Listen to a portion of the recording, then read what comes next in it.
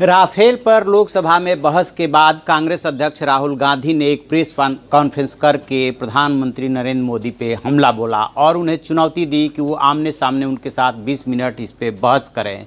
प्रधानमंत्री पे आरोप लगाया कि वो बहस से भाग रहे हैं।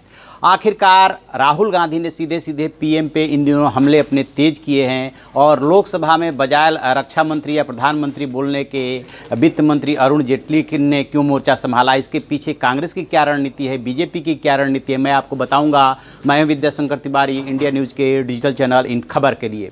दरअसल जब कांग्रेस एक के बाद एक राज्य हार रही थी और तब उसने जब मंथन किया था, उस समय ये पाया था कि प्रधानमंत्री नरेंद्र मोदी को अटैक करने के बजाय उनकी नीतियों को अटैक किया जाए, क्योंकि जब राहुल गांधी बनाम प्रधानमंत्री नरेंद्र मोदी होता है तो उसमें नरेंद्र मोदी को फ़ायदा हो जाता है। लेकिन जब से हिंदी पट्टी के 3 राज्यों पे कांग्रेस ने कब्जा जमाया है, उसका आत्मविश्वास बढ़ा है। इवन राहुल गांधी का खुद का आत्मविश्वास बढ़ा है और वो सीधे सीधे चौकीदार पे कभी कह के हमला बोलते हैं, कभी प्रधानमंत्री नरेंद्र मोदी पे हमला बोलते हैं। लोकसभा में जो उनकी रणनीति थी, जिस हिसाब से उन्होंने वार करना शुरू किया था, उसमें लोकसभा स्पीकर सुमित्रा महाजन ने ये कह करके रुकावट डाल दी थी कि जो टेप आप सुनाने जा रहे हैं उसकी अथेंटिसिटी का आपको गारंटी लेनी पड़ेगी, लिखित में देना होगा। इस वजह से वो वहाँ पे नहीं सुना पाए थे और इधर से जब वो अपनी बात पूरी नहीं कर पाए, जिस तरह से हमला करना चाहते थे, हमला तो उन्होंने किया, लेकिन जब वो अपनी बात पूरी नहीं कर पाए तब उन्होंने प्रेस कॉन्फ्रेंस करके और ये प्रधानमंत्री नरेंद्र मोदी को सीधे सीधे चुनौती दी।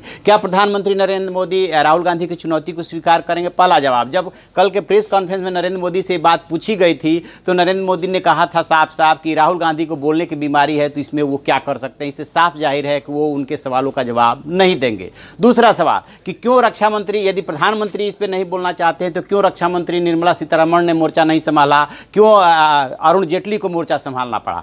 इसकी वजह यह है कि जितना वाकपटु और वकील, मशहूर वकील भी है अरुण जेटली, पढ़ते हैं अरुण जेटली, उतना निर्मला सीतारमण नहीं पढ़ती हैं। इसकी वजह से इसके पहले भी अरुण जेटली इस मामले में मोर्चा संभालते रहे और इस बार भी उन्होंने ही मोर्चा संभाला और बोफोर्स, अगस्ता वेस्टलैंड और प्रकारांतर से कई मामलों को उठा करके, जेम्स बॉन्ड के उसके मुहावरे को उठा करके उन्होंने राहुल गांधी को जवाब देने की कोशिश की कि एक ही परिवार का बार बार क्यों नाम आता है। तो दरअसल दोनों राजनीतिक दलों का, कांग्रेस का भी और बीजेपी का भी अपनी अपनी रणनीति है। कांग्रेस अब ये चाहती है, राहुल गांधी को ये लग रहा है कि तीर एकदम निशाने पे लगा है। राफेल का इशू प्रधानमंत्री की इमेज को डेंट कर रहा है, इस वजह से उन्हें लोकसभा में फ़ायदा मिल सकता है। इसलिए बेशक उनके पास कोई प्रमाण हो या न हो, या सुप्रीम कोर्ट से सरकार को क्लीन चिट मिल गई हो, इसके बावजूद वो लगातार हमले बोल रहे हैं और जेपीसी की कांग्रेस मांग कर रही है। दूसरी तरफ से रणनीति है कि राहुल गांधी को या कांग्रेस को इसका माइलेज नहीं लेने देना है